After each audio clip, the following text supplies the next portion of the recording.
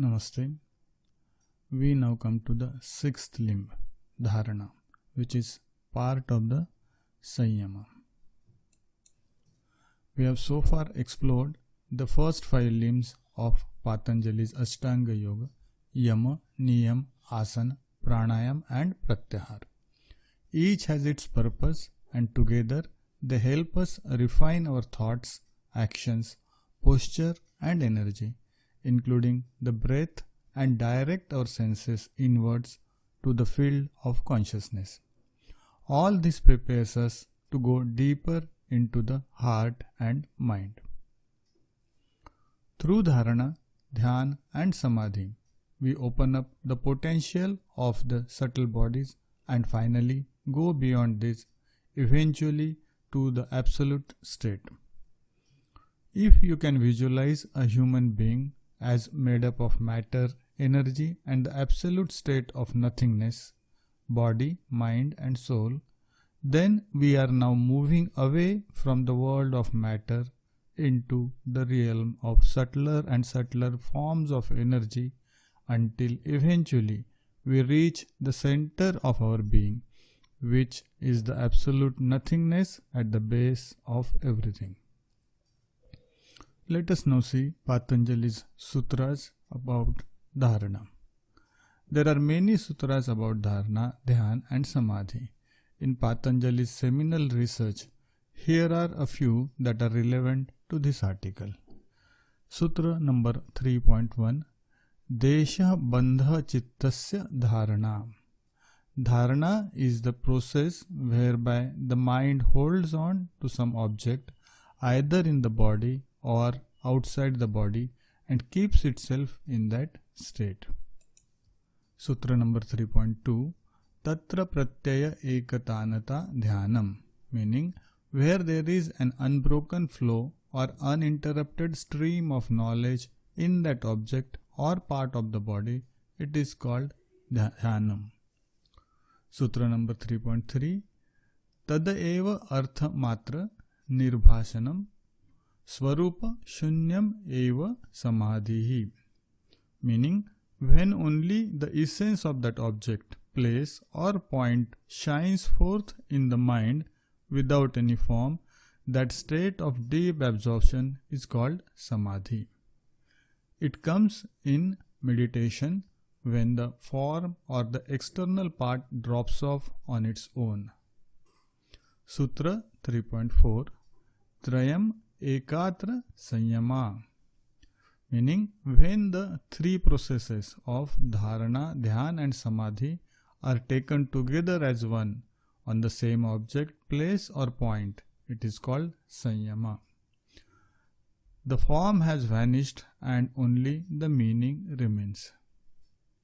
Sutra 3.5, Tada Jayata Pradnya Lokaha, meaning through the mastery of the threefold process of Sanyama, the light of knowledge, transcendental, insight and higher consciousness come. In Sutra 3.6, Tasya Bhumishu Viniyogaha, meaning Sanyama is gradually applied to the finer planes, states or stages of practice. Sutra 3.7, Trayam Antarangam Purvebhya, meaning these 3 practices of dharana, dhyan and samadhi are more internal than the previous 5 practices. Sutra 3.8, Tada api bahirangam nirbijasya. They are, however, still more external than the real samadhi, which does not have an object or even a seed object on which to concentrate. Sutra 3.9, Vyutthana Nirodha Samskara Abhibhava Pradurbhavayu Nirodha Kshanachitta Anvaya Nirodha Parinamaha, meaning that high level of mastery called Nirodha Parinamaha occurs in the transition stage where the rising tendency of deep impression converges with the subsiding tendency and the attention of the mind field itself. Sutra 3.10 Tasya prashanta vahita sanskarat, meaning the steady flow of the state of nirodha parinama continues by creating the habit of doing the practice day after day. Sutra 3.11 Sarva rathata ekagrata kshaya udayam chittasya samadhi parinamaha, meaning the mastery called samadhi parinamaha is the transition stage in which the tendency to multi-pointedness subsides while the tendency to one-pointedness arises. Sutra 3.12 Tatah punah shanta uditau tulya pratyayau chittasya ekagrata parinamaha. The mastery called ekagrata parinamaha is the transition stage in which one-pointedness of consciousness arises and subsides sequentially. The idea of time vanishes. The past and present are as one, and the mind is said to be concentrated. In Sutra 3.34, Hridaye Chitta Samvitaha. By practicing Sanyama on the heart, knowledge of the mind is attained. Patanjali describes dharana, dhyan and samadhi together because he considers them progressive and interrelated aspects of concentration or inward settledness. Meditation generally starts with dharana, a supposition. This supposition or sankalpa initiates the flow of intention with thought energy and direction. As that intention moves deeper, diving into the field of experience of the heart, we move into dhyana or meditation. The outcome is samadhi or absorption in the object of meditation, and the quality of the samadhi we experience depends on the field we create through this process of meditation. Let us see now dharana. Dharana is often translated as concentration, and certainly that is one part of it. But its meaning is broader and far more interesting than simply the ability to concentrate with one-pointed attention. Dharana also covers the ability to contain, to hold, and like a womb, to nurture in the same way the Mother Earth gives birth to trees from seeds that are planted in her soil. As our consciousness expands, that ability to contain eventually becomes so vast that we are able to contain God within us. At the beginning of the heartfulness meditation, we make the supposition that the source of divine light within my heart is drawing me inwards, and we then gestate, envelop, hold and nurture that supposition. Dharana results in concentration because there is an unbroken flow towards one thing that is contained and nurtured in the heart. There is some part involved through the process of sankalpa directing the flow of thought, but the ideal is to cultivate a capacity for effortless effort. This supposition guides our consciousness into the current that is flowing inwards to the source. So, we are moving towards the goal of complete oneness with the divine principle. Holding and affirming that spiritual goal in yoga is dharana. Sri Ramchandra of Shahjahanpur has explained it as follows.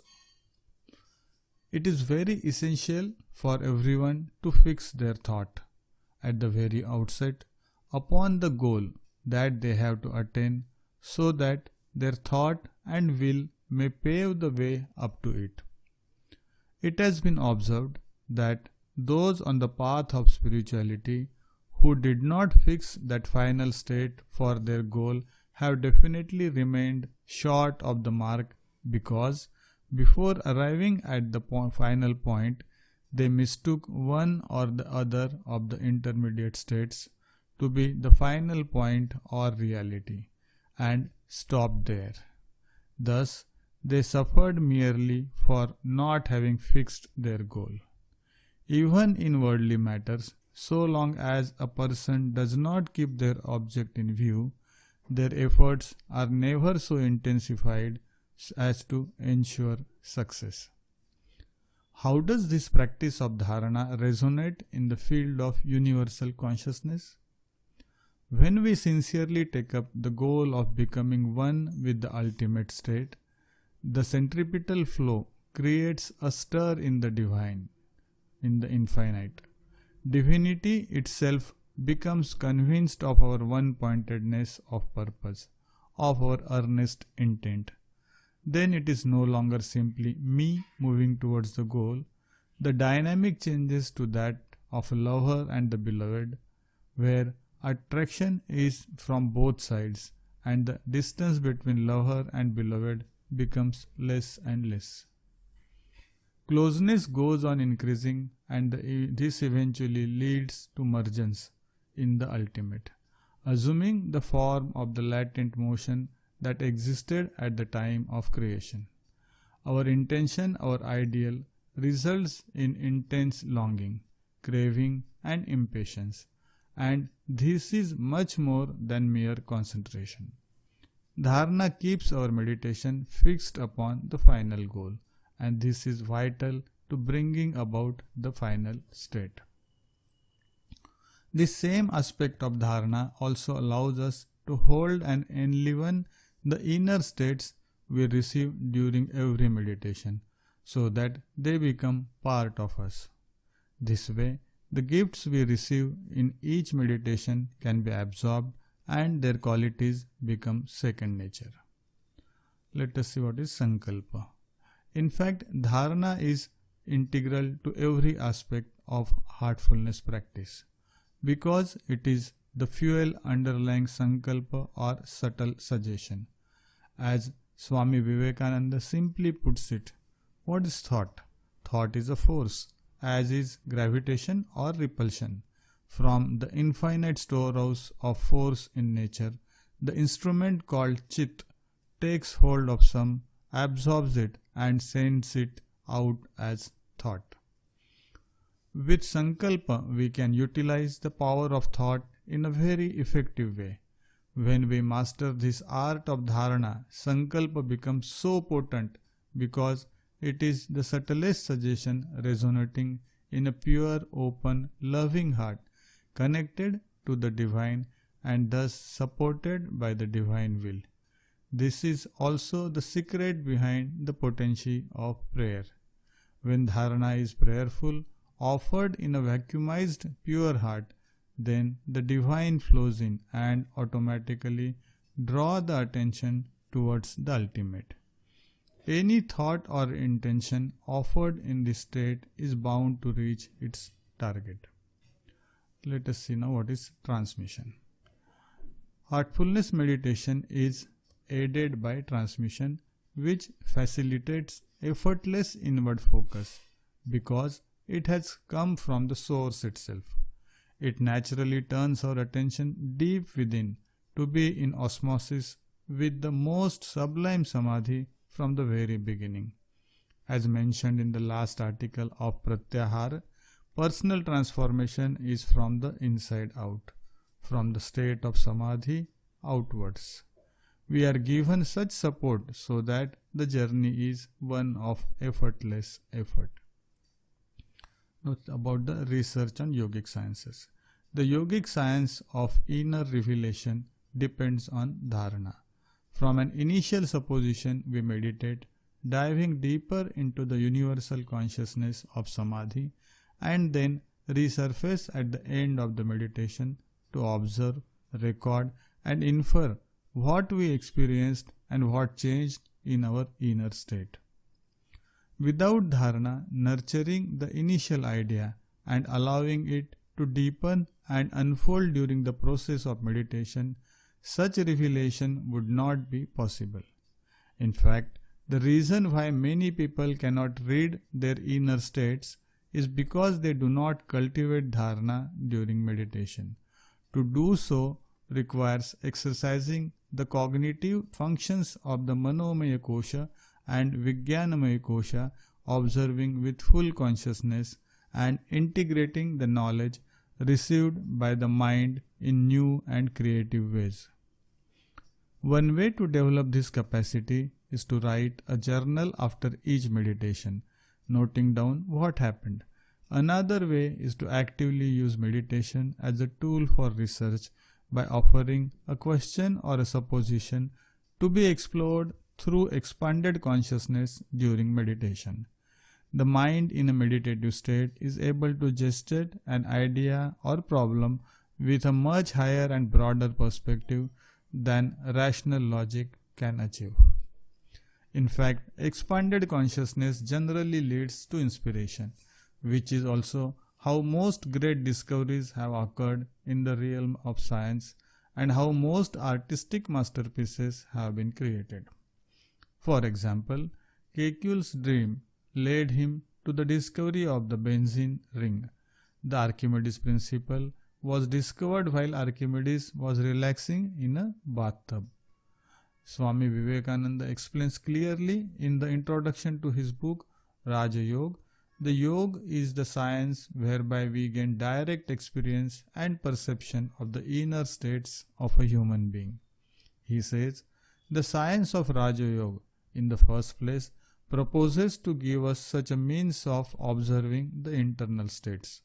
The instrument is the mind itself. Then, in fact, expanded consciousness generally leads to inspiration, which is also how most great discoveries have occurred in the realm of science and how most artistic masterpieces have been created. The power of attention, when properly guided and directed towards the internal world, will analyze the mind and illumine facts for us. The powers of the mind are like rays of light dissipated. When they are concentrated, they illumine. This is our only means of knowledge. This is the potential and beauty of dharana. Here we conclude this part. We will commence with the next part in the next narration. Please do visit www.heartfulnessmagazine.com and shpt.in. Thank you for listening.